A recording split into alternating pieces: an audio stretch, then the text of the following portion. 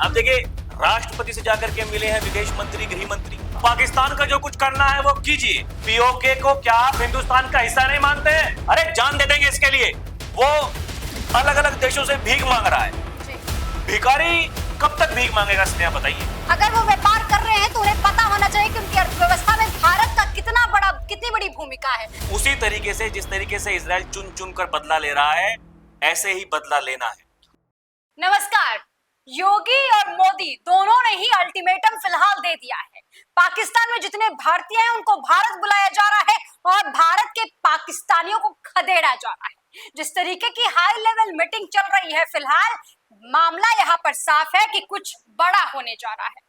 दोस्तों, क्या कुछ बड़ा होने जा रहा है? क्या हो सकता है? पाकिस्तान पर कितना फर्क पड़ेगा? जिस तरीके की मीटिंग, हाई लेवल मीटिंग लगातार हो रही है भारत में, उससे कितना फर्क पड़ेगा? और पाकिस्तान में इस वक्त दहशत का माहौल है तो कैसा है, इस पर चर्चा करेंगे। राहुल जी हमारे साथ मौजूद है, बहुत बहुत स्वागत है आपका। सबसे पहले ये बताइए, मोदी ने कह दिया कि भाई ताबूत में अंतिम कील जो है वो ठोक देंगे।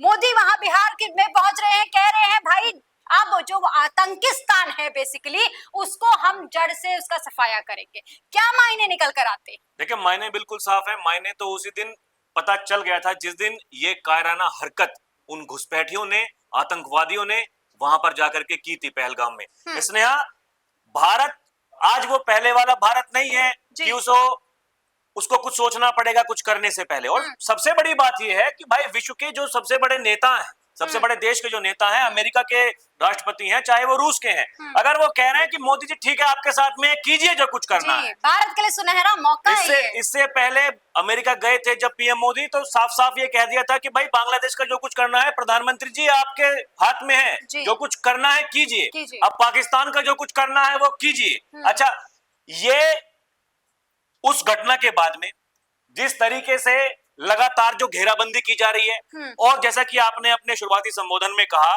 कि जो भारत के नागरिक हैं उन्हें कहा गया कि भाई आप पाकिस्तान मत जाइए, जो लोग वहां पर हैं उनको वापस बुलाया गया है जी। इसके अलावा जो सीसीएस की मीटिंग कल हुई थी जी, उस मीटिंग होने के बाद में उस मीटिंग के होने के बाद में आज सुबह सुबह योगी आदित्यनाथ ने जो पत्रकारों से बातचीत करते हुए साफ शब्दों में ये कह दिया कि भाई साहब बख्शे नहीं जाओगे, एक एक का हिसाब होगा। ये जो काम आपने किया है इसका तो हिसाब होगा ही होगा।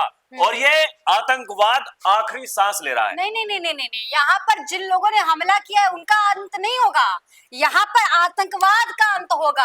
अब जो लोग बैठे हुए थे, जो आका बैठे हुए थे कहीं दुम, वही मैं कह रहा हूँ कि जो ये आतंकवाद के जो आका हैं और जो शरण दे रहे थे, वो सबसे बड़ी दिक्कत उनकी है, दिक्कत उन्हीं की है स्नेहा। और देखिए, ये जो मीटिंग्स जो हो रही हैं, अब देखिए राष्ट्रपति से जाकर के मिले हैं विदेश मंत्री, गृह मंत्री।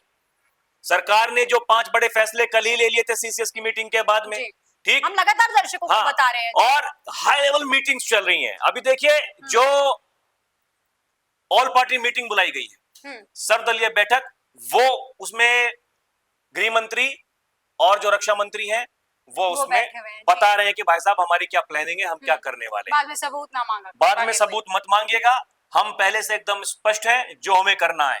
प्रधानमंत्री अगर अंग्रेजी में कह रहे हैं कि भाई साहब इलाज करने वाले हैं, तो अंग्रेजी में उन्होंने ये जो कहा है कि भाई जिनको हिंदी समझ में नहीं आ रही है इंग्लिश में समझ लीजिए। मानेंगे नहीं, भाषा नहीं समझ में आ रही। हाँ, जिनको नहीं समझ में आ रहा है मानेंगे नहीं। देखिए पाकिस्तान है क्या?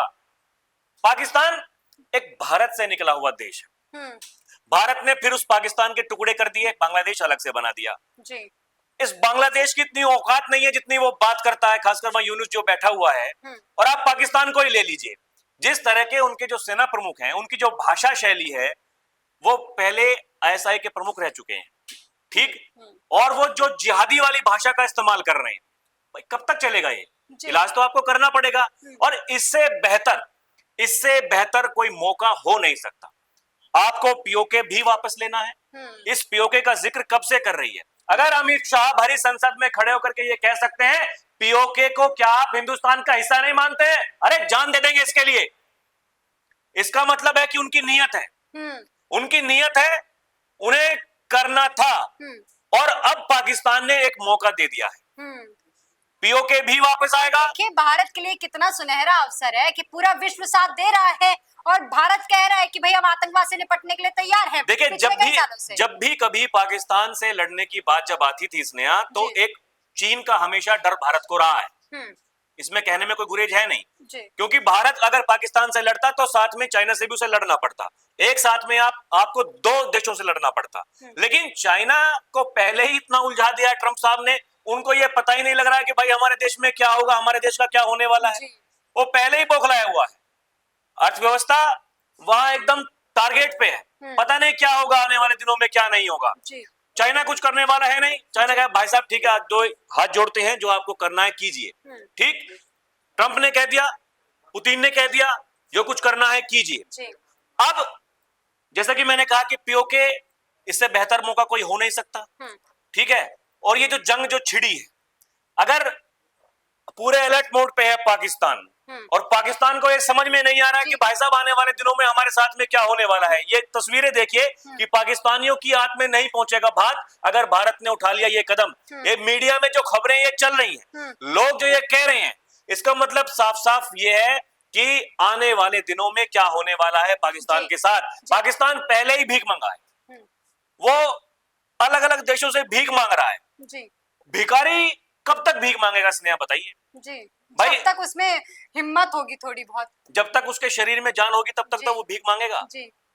वो भिखारी जब उस लायक बचेगा ही नहीं कि वो भीख मांग सके। अभी भी क्या होगा उस देश का? की तस्वीरें लगी हुई हैं, जो शरीफ साहब है वो असीम मुनीर के साथ साथ तमाम लोगों से अभी बैठक कर रहे हैं। वो पूरी तस्वीर नहीं है हालांकि, लेकिन पूरी आर्मी जो है इनके साथ मौजूद है और लगातार ये लोग जो है विचार विमर्श कर रहे हैं। उसी पर हाई अलर्ट कर दिया गया है, यहाँ तक कि जो वायु सेना है पाकिस्तान की उसको अलर्ट पर रखा गया है। कभी भी कुछ हो सकता है, बालाकोट स्ट्राइक ना कर दे भारत, इस बात का इनको खौफ सता रहा है।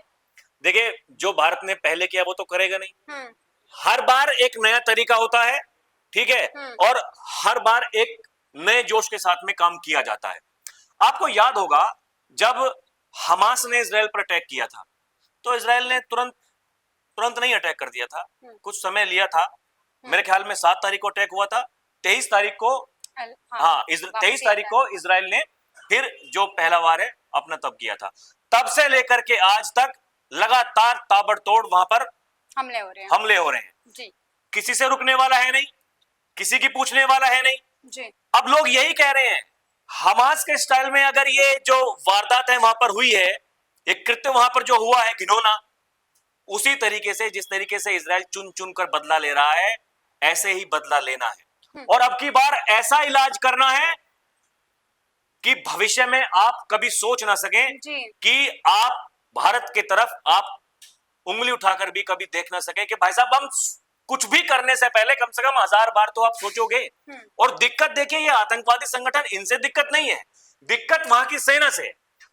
पाकिस्तान को चलाती है वहां की सेना, प्रधानमंत्री जो बनते हैं वो सेना की कृपा से बनते हैं। दिक्कत इसी बात की है। और जब तक आप उस सेना पर आप कुछ ना कुछ उसका इलाज नहीं करेंगे, तब तक दिक्कतें आपके साथ में रहेंगी। आप लाख कोशिश कर लें कि भाई साहब आप आतंकवाद को खत्म कर देंगे, जब तक पाकिस्तानी सेना, क्योंकि वो एक खुद आतंकवादी है, इसलिए उनका इलाज करना बहुत जरूरी है। और इस बार जो इलाज होगा, आप एक चीज देखिए, पिछली बार क्या हो रहा था भाई, पिछली बार जब पुलवामा हमला हुआ था उसके बाद में सरकार एकदम शांत थी।